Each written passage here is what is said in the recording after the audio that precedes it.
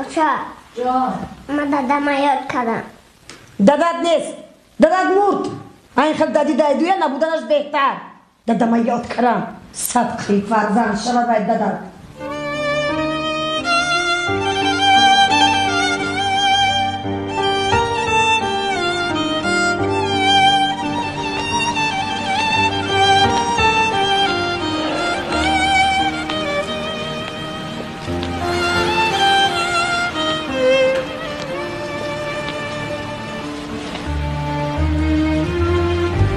آنوش چه یکر؟ چی شخ شده ماندی؟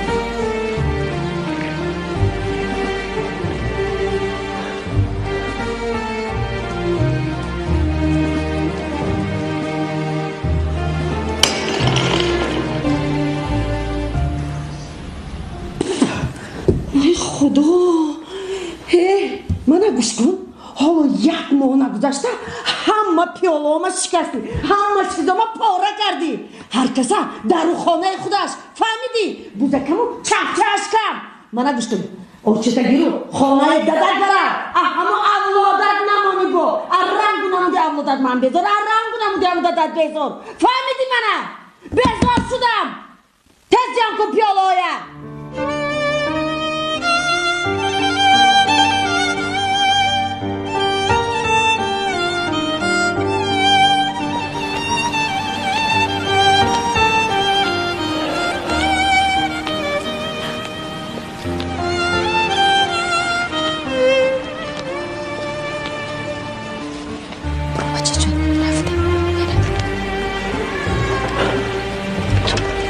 بچه جون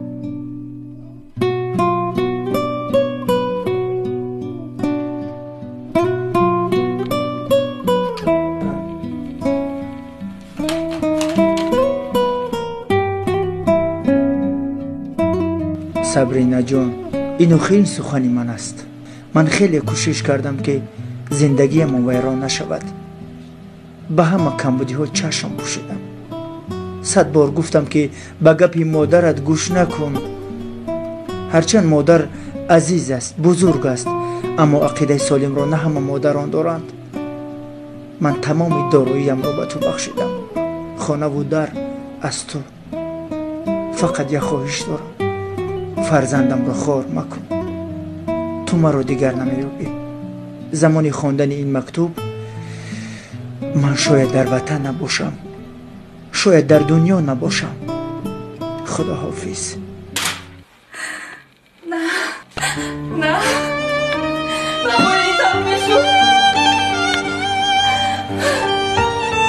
آجا جون این چی کاری کردنی بود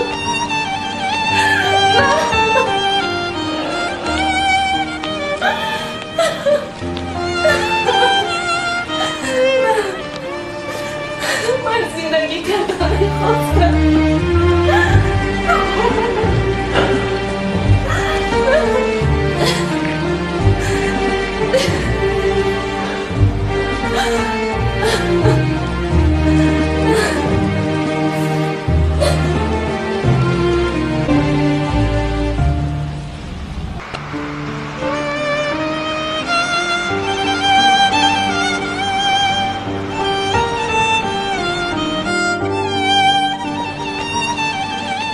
مادران عزیز، برای زندگی آسایشته دخترانتان درست اندیشه نمایید.